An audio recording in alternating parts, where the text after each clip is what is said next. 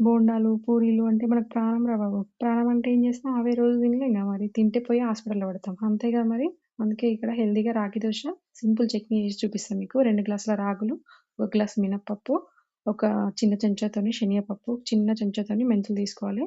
మెంతులు తీసుకొని అందులో నీళ్లు పోసుకొని ఒక 2, 3 సార్లు మంచిగా కడుక్కోవాలి అవి. కడుక్కొని ఒక 8 గంటలు మనం ఇక్కడ నానబెట్టుకోవాలి. నానబెట్టుకున్న తర్వాత నానిపోయిన రాగులను తీసుకొని మిక్సీలో వేసుకొని మెత్తగా గ్రైండ్ చేసుకోవాలి. గ్రైండ్ చేసుకొని మనం నైట్ అంతా అట్లా పెట్టుకోవాలి. మార్నింగ్ లేచేసరికి మనకి ఇక్కడ పిండి అనేది పులిసిపోతుంది. పులిసిపోయిన పిండిని పక్కన పెట్టుకొని మనకి ఇక్కడ చట్నీకి రెడీ చేసుకుందాము.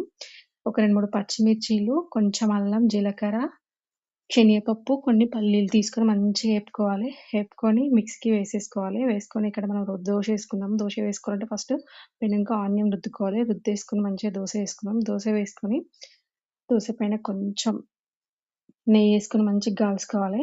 ఒక 2 దోసలు తిన్నారంటే మనకు కడుపు నిండిపోతుంది.